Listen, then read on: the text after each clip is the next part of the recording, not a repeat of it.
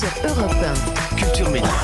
Thomas Hill. Et on démarre cette émission avec le journal des médias de Julien Pichenet et les audiences d'abord d'hier soir. Est-ce que le daron remonte sur TF1 ? Pour son 3e épisode, la série portée par Didier Bourdon a réuni 2,5 millions de téléspectateurs. C'est tout comme la semaine dernière en fait, ça n'a pas bougé. C'est pas énorme pour TF1. C'est pas non plus énorme, voilà, mais c'est pas mal. La une était devant France 3 et le téléfilm policier Mémoire trouble, porté par Pierre Arditi, suivi elle par 2 300 000 téléspectateurs. M6 ferme le podium avec le meilleur pâtissier, 1 700 000 téléspectateurs.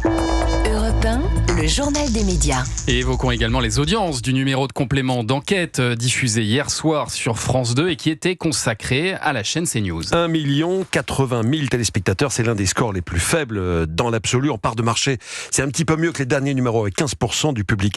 À propos de ce numéro de complément d'enquête, le Parisien aujourd'hui en France nous apprend qu'une séquence a été coupée à quelques heures seulement de la diffusion, une séquence dans laquelle Reporters sans frontières prétendait que CNews aurait contourné les règles du pluralisme politique en mars dernier. Elle a été coupée car hier après-midi, l'Arcom a signalé à France Télévisions qu'il n'y avait pas eu de contournement des règles ce mois-là.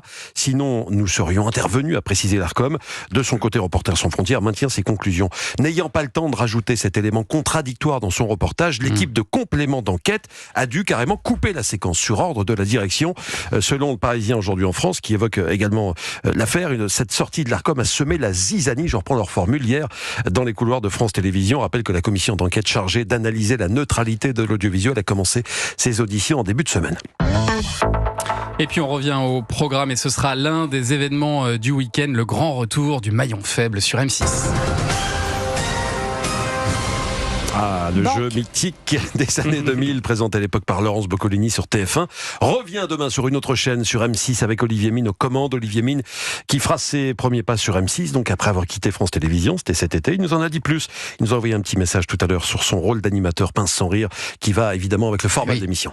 Disons que je suis surtout plus piquant, mais sincèrement, j'ai déjà pu être, dans les émissions que j'ai présentées précédemment, capable de mettre en boîte mes candidats ou les chroniqueurs que j'avais autour de moi. Non, le plus compliqué avec le maillon faible, en fait, c'est qu'on n'a qu'une seule envie, c'est de rire avec les candidats. Parce que les candidats rient. Et ils rient de ce que je dis, ils rient de ce qu'ils disent d'ailleurs parfois. Et moi, de mon côté, je dois rester le plus sphinxien possible. C'est sans doute ça, l'exercice le plus périlleux avec l'animation d'une émission comme celle-là. Olivier Mine qui nous a envoyé un petit vocal rien que pour nous tout à l'heure. L'émission sera diffusée tous les samedis à 18h35 à la place de la Roue de la Fortune, qui va perdre son numéro du samedi mais qui restera à l'antenne toute la semaine. En ce qui concerne les règles, ça ne change pas. À chaque manche, les candidats qui sont des anonymes, pas de people, cette fois, doivent répondre à un maximum de questions pour remporter le plus d'argent possible. Ça peut aller jusqu'à 15 000 € quand même.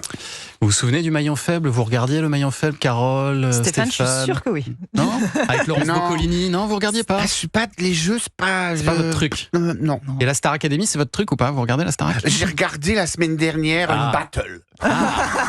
Et ben alors justement, la semaine dernière, il y avait une jeune chanteuse qui s'appelle Miki, qui a vu son nombre de streams fortement augmenter après son passage dans la Starac. Je suis qu'une particule, quand je m'approche, ça me brûle. Si je m'éloigne, je te perds, à quoi ça sert ?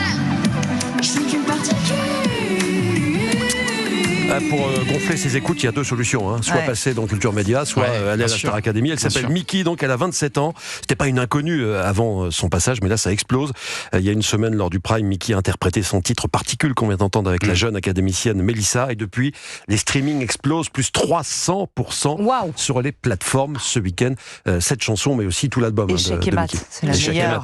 Elle a beaucoup de talent. J'aime beaucoup Miki, effectivement. On l'aime beaucoup. On peut pas la recevoir un jour? Si, on va s'en occuper. On envoie juste l'invitation. Allez, une petite virgule ou pas ? Ah non, j'ai pas. D'habitude, quand je fais ça avec mon doigt, il y a une virgule qui part.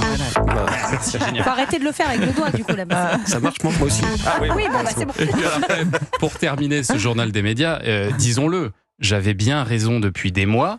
Natacha Apana a bien décroché le prix Goncourt. Oui, alors des lycéens, oui. Des lycéens.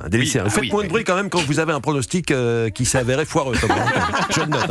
Bon, le prix Goncourt des lycéens, prix remis à son dernier ouvrage, La nuit au cœur, publié aux éditions Gallimard. Culture Média lui a donc bel et bien porté chance. Thomas, effectivement, Natacha Apana a également remporté le prix Renaudot des lycéens ainsi que le prix Fémina. C'est un beau palmarès tout ça pour 3 grands prix quand même pour Natacha Apana. C'est mérité.